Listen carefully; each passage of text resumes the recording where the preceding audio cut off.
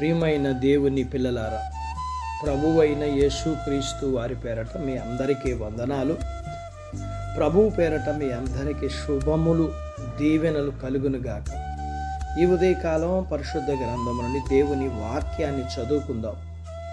యోహాను సువార్త 12వ అధ్యాయము 26వ వచనం చదువుకుందాం. ఒకడు నన్ను సేవించిన ఎడల నన్ను వెంబడింపవలను, అప్పుడు నేను ఎక్కడ ఉందునో అక్కడ నా సేవకుడు ఉండును. ఒకడు నన్ను సేవించిన ఎడల నా తండ్రి అతన్ని గణపరచును. దేవుడు తన మాటలు మన కొరకు దీవించునుగాక. ఆమేన్. ప్రియమైన దేవుని పిల్లలారా, ఆయనను అనుసరించడం అన్నిటికంటే ఉన్నతమైన పరిచర్య. మనం గనుక క్రీస్తు శిష్యులమైతే ఆయనను తప్పక వెంబడించాలి. ప్రభువు చేసినట్లే మనం చేసినప్పుడు నిశ్చయంగా ఆయన నామము మహింపరచబడుతుంది. ఇది మనము ప్రతిరోజు మనసులో పెట్టుకోవాలి. మనము యేసులా ఉండడానికి ప్రయత్నించినప్పుడు మనకు ఆయన సహవాసం దొరుకుతుంది. మనం ఆయనలా మారినప్పుడు మనం ఆయనలో ఉంటాం. తగిన సమయం వచ్చినప్పుడు మనం పరలోకంలో ఆయనతో ఉండేలా ఆయన మనల్ని పైకి తీసుకుని వెళ్తాడు.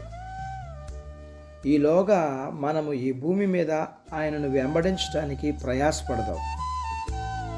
మనము ప్రభువు మొదట శ్రమపడి ఆ తర్వాత సింహాసనం ఎక్కారు కదా, మనం కూడా ఆ విధంగానే కొంతకాలం ఈ భూమి మీద ఆయనతో కలిసి శ్రమలు అనుభవించిన తర్వాతనే మహిమలోనికి వెళ్తాం. ప్రభువు జీవితములోని అంశాలు మన జీవితంలో ఉండాలి. ఆయనతో పాటు అవమానాన్ని సహిస్తే ఆయనతో పాటు మహిమలో ఉంటాం. ప్రాణమా, ధైర్యం తెచ్చుకును. ప్రభువు విడిచిన రక్తపు అడుగు జాడల్లో మన ప్రాణాలు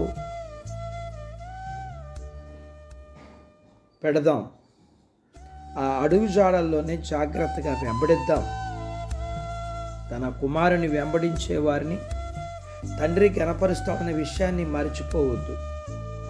మనం ప్రభు ఎడల నమ్మకంగా ఉండడం, ఆయన చూస్తే ఆయన తన కుమారుని నిమిత్తము మన మీద అనుగ్రహము, ఘనత అనే ముద్రలు వేస్తారు. ఇలాంటి ఘనత మనకు ఎక్కడా దొరకదు. మనుషులు, రాజులు, చక్రవర్తులు ఇచ్చే ఘనత ఏ పాటిదండి? అది కేవలం నీడలాంటి ఘనత. అసలైన ఘనత దేవుని దగ్గర నుండి వస్తుంది. కాబట్టి నా ప్రాణమా, ఇదివరకటి కంటే మరి అధికంగా మన ప్రభువైన యేసుక్రీస్తు వారికి సమీపంగా ఉండి వెంబడిద్దాం. అట్టి బాధ్యత దేవుడు మనకు దయచేయునుగాక. ఆమేన్. దేవుడు తన మాటలు మన కొరకు దీవించునుగాక. ఆమేన్. ప్రార్థించుకుందాం. నాతో పాటు ఏకీభవించండి. మమ్మల్ని మిక్కిలిగా ప్రేమించిన మా ప్రియ పరలోకపు తండ్రి, మీ పరిశుద్ధ నామమును బట్టి మీకు వందనాలు చెల్లిస్తా ఉన్నాం. ఉదయకాలం మీ పాదాల దగ్గర మీ లేఖనాన్ని మేము నేర్చుకోవడానికి మీరు సహాయం చేశారు.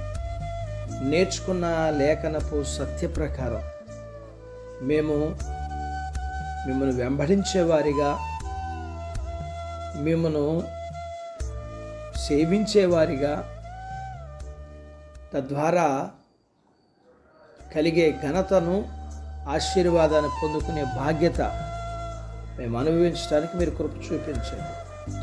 ప్రియమైన దేవా, మీకు వందనాలు చెల్లిస్తున్నాం. ఈ సమయంలో మీ పిల్లలను మీరు జ్ఞాపకం చేసుకోనండి. చిన్న బిడ్డలను, యవనస్తులను, వృద్ధులను, స్త్రీలను, పురుషులను జ్ఞాపకం చేసుకోనండి. వారి చదువులు, ఆరోగ్యాలు, ఉద్యోగ ప్రయత్నాల్లో విజయాలు ఇవ్వండి.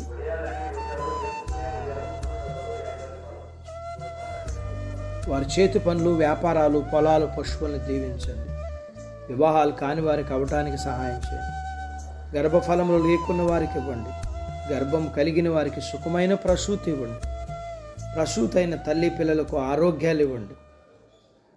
మీ పిల్లల అవసరాలు, సమస్యలు, బలహీనతలు, రుణాల నుంచి విడిపించండి. మీ పిల్లల్ని మీరు దీవించమని యేసు ప్రభు వారి పేరట స్తుతించి ప్రార్థించి అడిగినవన్నీ పొందుకొని ఉన్నాము తండ్రి. ఆమెన్. దేవుడు మిమ్మల్ని దీవించునుగాక. ఆమెన్.